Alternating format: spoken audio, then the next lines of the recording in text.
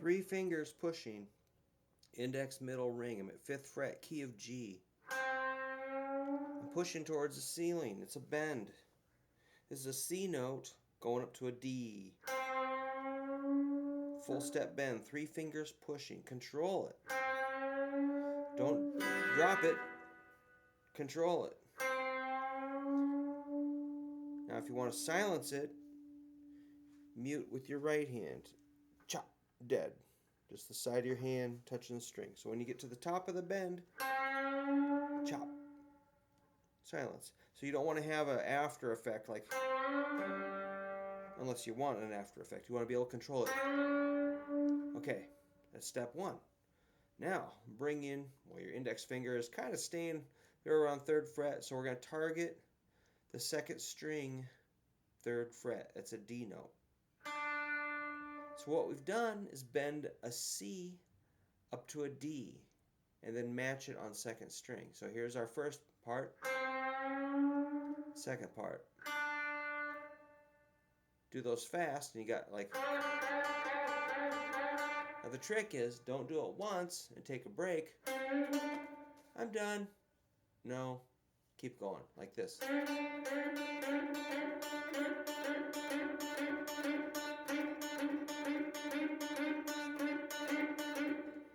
You can also mute it with your pick. Watch my pick like this.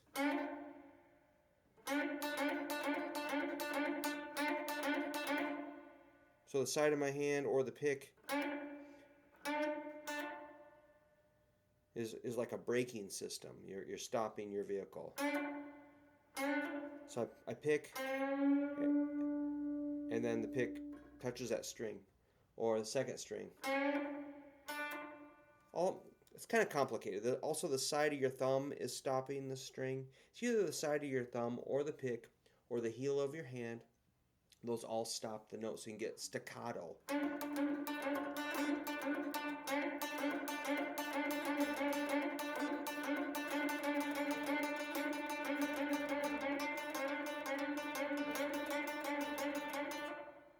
So I'm stopping it with my right hand.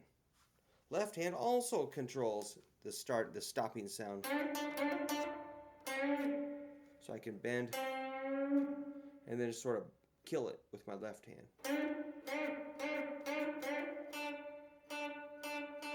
By muting or just relaxing the hand.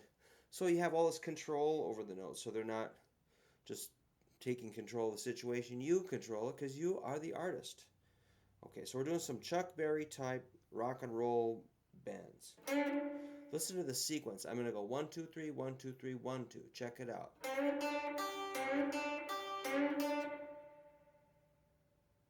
So I did a bend. Index lays flat, hit the 2nd string. Index is still flat, hit the 1st string. That's our 1, 2, 3. Another 1, 2, 3. Now a 1, 2. So that's 1, 2, 3. 1, 2, 3, 1, 2, 3, 1, 2. 1, 2, 3, 1, 2, 3, 1, 2.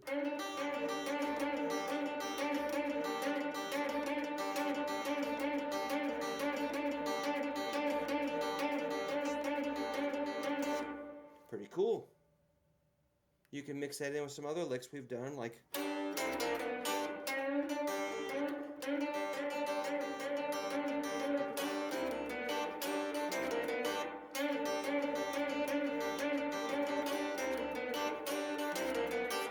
Mix it up, do your own thing. Let's add another element. So we've got this like, and hopefully I can hold it for a while. How about, so that's bending on the 3rd string, then harmonizing on the 1st string, 3rd fret, and hold it. This is really cool. It should sound nice and clear like a bell.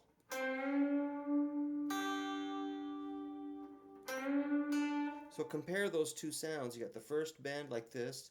It's a C up to a D, then match with a D.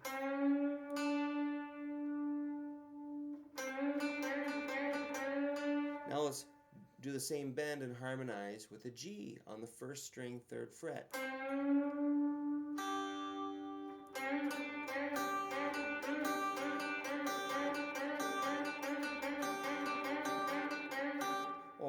you can hit both strings, which is kind of dirty sounding, which I love. It's like a bend and then 2 hits on the flat shape. Here's a bend and 2 flat shapes.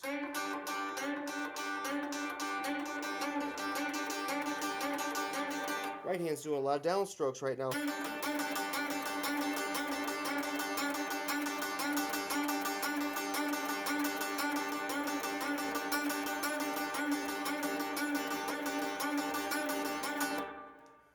So when I say repeat, I mean do a lot.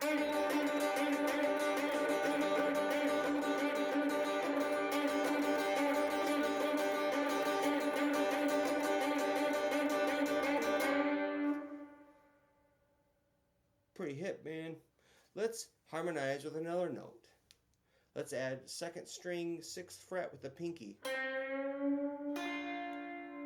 That sounds kind of gnarly. That's called a dominant 7th. Because in the key of G, the 7th interval is like an F sharp. But if we flat it, it's a dominant 7th. So it sounds kind of silly to do a natural 7th and F sharp.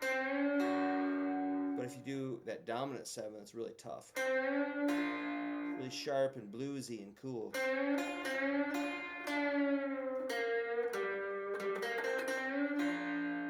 Especially if you harmonize them, that bend with that 6th fret 2nd string note, which is F, together.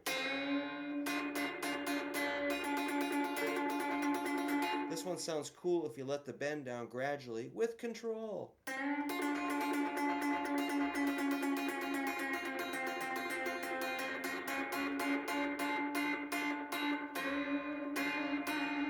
Put a little shaky shake in there. Then do some kind of, you can always expand.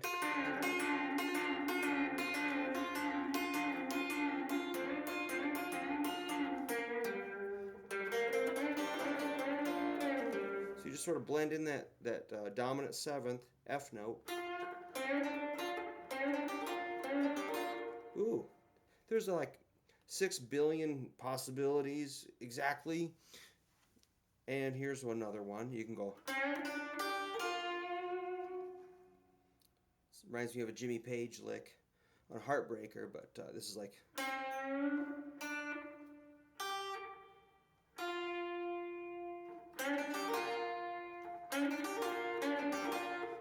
2nd fret, 6th string, F. So we just got our G position, which is kind of based at 3rd fret. 3rd, and a lot of stuff at 5th fret. You can add in a couple things at 6th fret. There's another one. 1st string, 6th fret. It's a minor 3rd.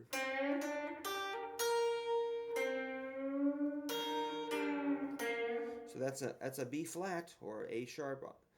1st string, 6th fret. It's kind of it's a minor 3rd of the G. And it's so killer for soloing if you just go like 3rd fret to 6th fret.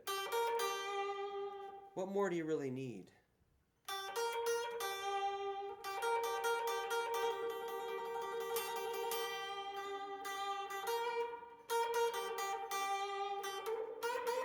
It's your job to figure it out. Mess around with that and have fun. Make your own sound. Don't just copy me. I'm just showing you a little direction to move in. Key of G. 2nd string, same thing. 6-3, 6-3.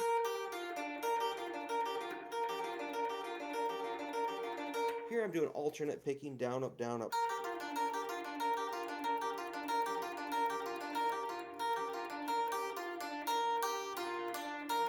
I always hold the pick on the side of my index finger. I don't get my middle finger in there, no way. Oops. Keep that middle finger kind of out. Stretch out a little bit like this. Keep these fingers out of the way. Thank you. Let the hand sit on the bridge. These fingers touch the face of the guitar.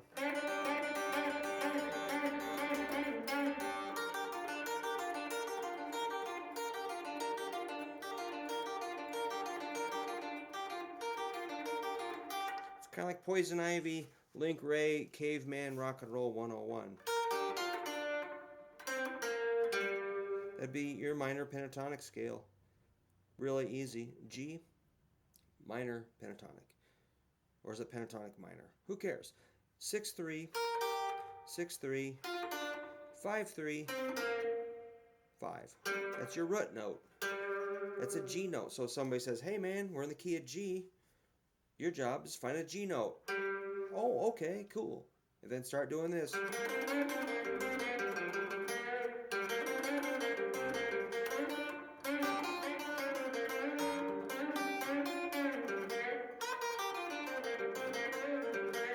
So I'm giving you what you need to rock and roll, I think.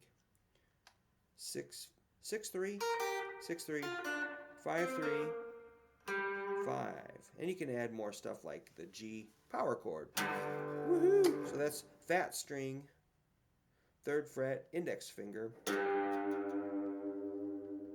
That's your another root note, a G note. We're in the key of G, so it's kind of important to find a G note.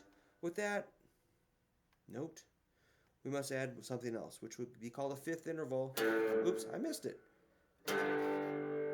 It's on the next string, 5th fret. You're going to use your index and ring. That gives you a power chord. Just a big dumb rock chord. Dum dum dum dum dum dum dum dum dum dum dum dum dum dum dum dum dum. It's dumb. It's great. I love it.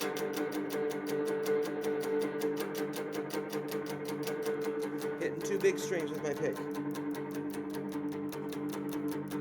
Is that close enough? Can you see it?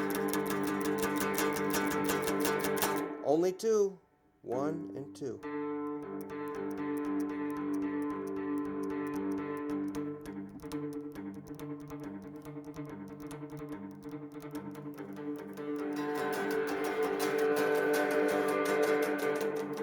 You can palm mute it a little bit, or not, however you want. Now, prepare for pain. Index, ring, power chord. Now add your pinky at 7th fret on 5th string when the snare hits.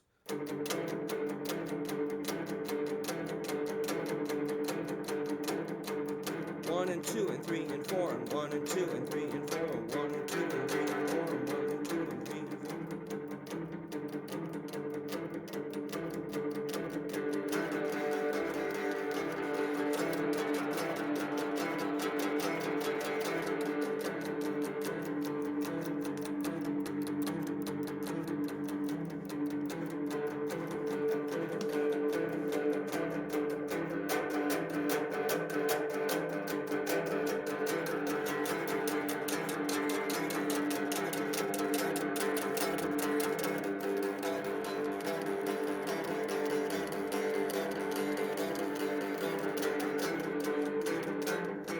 Uh-oh. How about 8th fret?